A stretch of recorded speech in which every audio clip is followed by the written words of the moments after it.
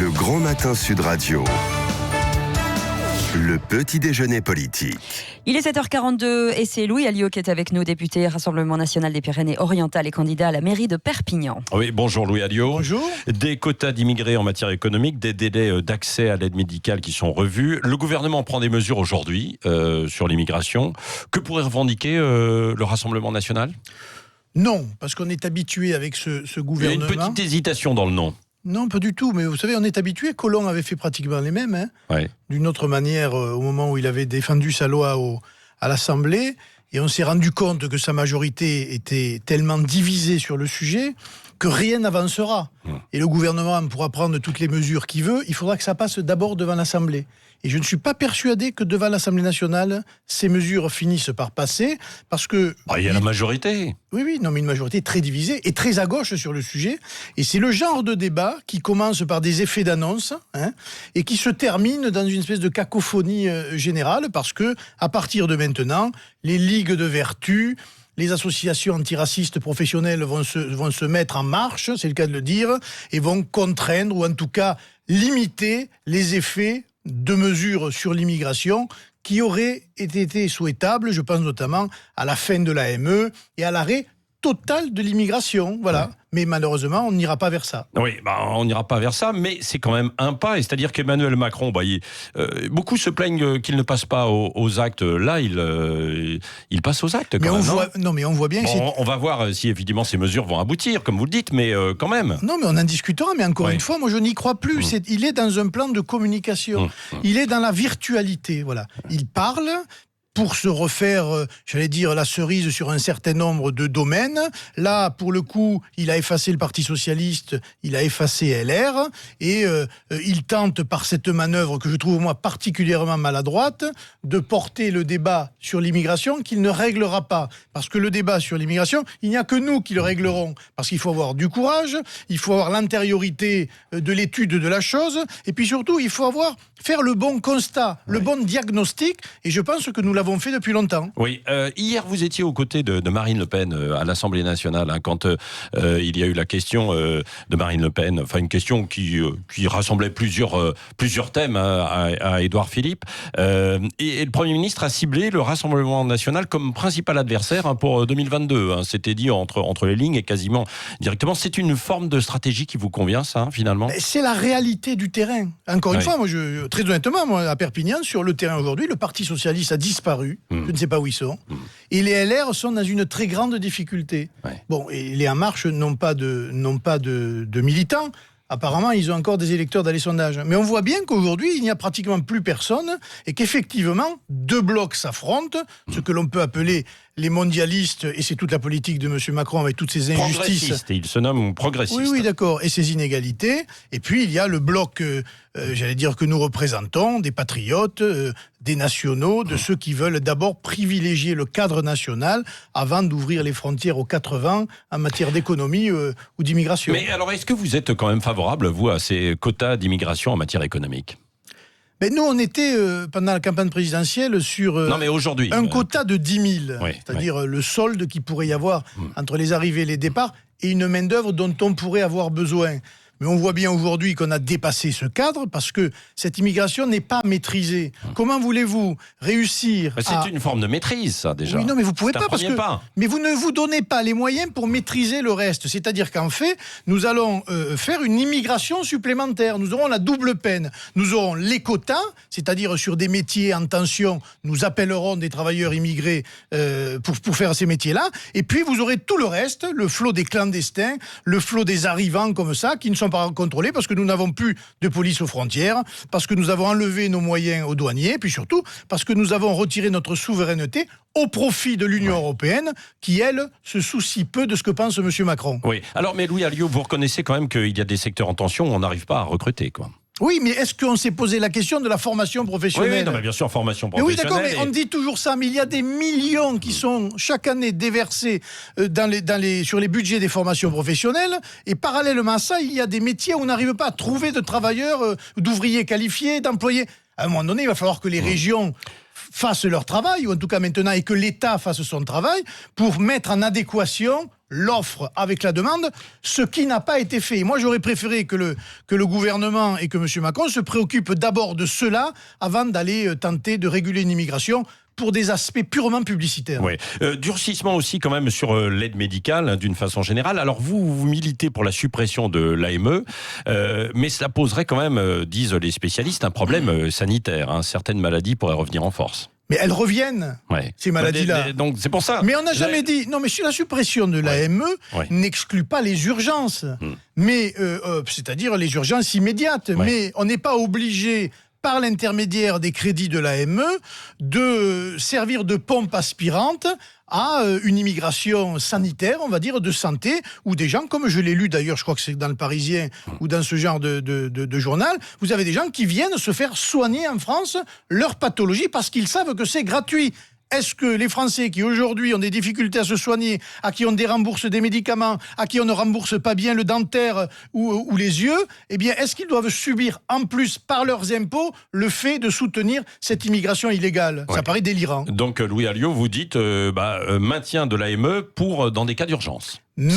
Maintien des soins d'urgence, mais exclusion totale de tout ce qui est la prise en charge gratuite pour les clandestins qui, par définition, quand ils ne sont pas dans le droit d'asile, doivent être exclus du territoire. Oui, Louis Alliot, le Front National devant la justice à partir d'aujourd'hui, 7 personnes accusées dans le financement des campagnes locales, escroquerie, complicité, abus de biens sociaux et recel. Vous, l'avocat de métier, quelle défense vous auriez face à de tels faits ? Je pense qu'après avoir lu un certain nombre de documents, les magistrats ne connaissent pas bien la chose électorale, qui est bien particulière, et qu'on va se rendre compte dans le déroulement de son procès que entre ce que croient les magistrats et la réalité de ce qui a été fait, eh bien, il y a un monde, si je puis dire, et ce monde-là, eh bien, il est couvert par des textes, il a été fait dans le respect des règles, et c'est là que, très honnêtement, moi-même... Alors, le respect des règles, c'est quand même un peu limite sur les montages, quoi. Quand on regarde, en fait, les kits de campagne uniquement... Quand j'étais candidat, moi, j'ai bénéficié de ces kits de campagne. Je peux vous dire qu'ils n'étaient pas surtarifés, pour une raison simple, c'est que quand... 16 000 euros, c'est ça ? C'est que quand moi, j'ai pris des imprimeurs locales pour des travaux similaires, c'était exactement le même prix. Voilà le genre de choses qu'on amènera à la Cour. Elle va bien se rendre compte qu'il n'y a pas eu surfacturation. Moi, je suis assez serein sur ce dossier-là. Oui. Bon, Marine Le Pen, elle a bénéficié d'un non-lieu. Hein. Elle n'était pas au courant. Voilà. Écoutez, elle est présidente du Rassemblement national. Elle n'était pas aussi dans les arcanes de ces schémas de financement des campagnes électorales. Et encore une fois, c'était assez simple. C'est des prêts que l'on fait pour avoir du matériel électoral. Ce matériel électoral est distribué. Il est ensuite remboursé par l'État, c'est-à-dire le schéma qu'a mis en place l'État, contrôlé par la Commission nationale des comptes de campagne qui contrôle facture par facture. Bon, donc... Je ne vois pas donc où est le problème dans cette affaire. Bon, donc Louis Alliot, vous faites confiance à la justice ? Écoutez, en tout cas, on se défendra et on verra bien comment réagissent les juges, parce qu'il y aurait beaucoup à dire. Vous avez vu que les Français, à 50% aujourd'hui, ont des doutes sur l'objectivité des juges. Vous, ce matin, vous dites on va leur faire confiance. Non, moi je fais confiance à ma défense. On verra le résultat. Mais moi je fais confiance à ma défense et à ceux qui défendront les intérêts du Front National dans cette affaire. Comme vous faites confiance aussi à la justice pour traiter François Bayrou et le MoDem ? Non, parce que ça, c'est une affaire purement politicienne. Voilà. C'est-à-dire qu'il va y avoir... On va faire des mises en examen. Les assistants parlementaires sont là pour servir le travail d'un parlementaire, qui est le travail parlementaire... Vous avez été concerné aussi pour les affaires européennes. Mais par définition, le travail parlementaire est à la fois du travail d'assemblée et du travail politique. C'est bien là que le bas blesse et il faudra que la Cour, effectivement, se prononce un jour. Et ce n'est pas une affaire, chez nous en tout cas, de personnel de maison, puisque je crois qu'en ce qui concerne Mme de Sarnez, ça concerne le personnel de maison. Ça, c'est sûr, ça pose un problème. Vous l'avez évoqué tout à l'heure, vous êtes candidat à la mairie de Perpignan, après 2 défaites, en 2008 et 2014.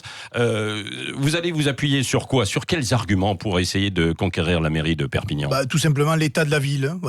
Pauvreté, misère, insécurité, dynamisme économique totalement réduit.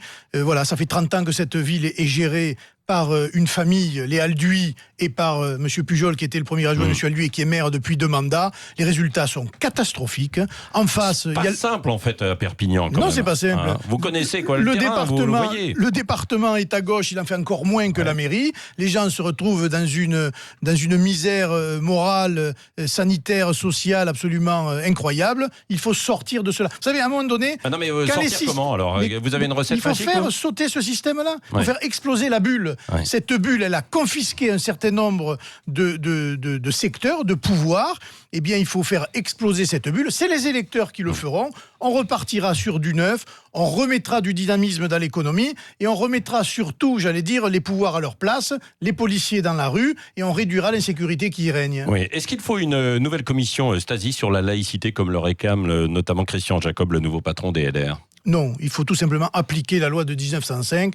Les catholiques s'y sont pliés précisément en 1905. Les juifs se sont pliés pareillement à ce qu'on leur demandait au moment où Napoléon avait réuni le Grand Sanhédrin. Eh bien, c'est aussi aux autres religions de s'adapter aux lois de la République et à la Constitution française, et pas à la Constitution française et aux lois de la République d'être influencés par une religion. Le problème, il est là. Voilà. Maintenant, c'est pas à nous, j'allais dire républicains, à faire ce geste-là. C'est précisément aujourd'hui l'islam, une partie de l'islam qui pose problème. C'est à eux de répondre. L'apostasie, le statut des femmes et des minorités, la place qu'il y a dans le débat pour défendre les intérêts étrangers, le financement de nations étrangères de l'islam de France. Tout ça, il faut le traiter, mais la laïcité, elle n'y est strictement pour rien. Il faut traiter en fait ces problèmes et pas stigmatiser les musulmans. Vous avez vu qu'il y a une étude ce matin, 40% de musulmans déclarent avoir subi des comportements racistes. Oui, mais ça, il parle de la police. Très honnêtement, pour voir un certain nombre de choses dans la rue, le principal racisme aujourd'hui, il est anti-policier. Voilà, je vous le dis. Ces gens-là se font insulter toute la journée, tentent de faire leur travail comme ils peuvent. Ils ont face à une délinquance absolument dramatique, à la drogue, à gérer des manifestations. Et jusqu'à quand? Non, mais ça, c'est les représentants des forces de l'ordre, en fait, et les pompiers également, on en a parlé. Mais quand même, le racisme, sur les musulmans, est-ce que la France est raciste? Non, la France est sûrement l'un des pays les moins racistes du monde. Et je pense que le racisme, il est partout, dans tous les milieux, et qu'il est surtout, diffus à toutes les catégories de la population. Voilà. Il n'est pas spécifiquement un racisme anti-musulman. En France, il concerne tout le monde, y compris le racisme anti-blanc dont personne ne veut parler, mais qui existe beaucoup dans certains quartiers. Et la preuve, écoutez, moi j'ai vu le fameux discours qu'il y a eu devant CNews qui attaquait Zemmour. Il n'y a pas eu une plainte, il n'y a pas eu une défense de Zemmour, il n'y a même pas eu une ouverture d'enquête par le parquet. C'est sidérant. Voilà. Louis Alliot, le mot de la fin avec Cécile Le Bénibus. Certains responsables de gauche s'appellent à défiler dimanche contre l'islamophobie à Paris. Leur présence divise car elle est considérée comme ambiguë.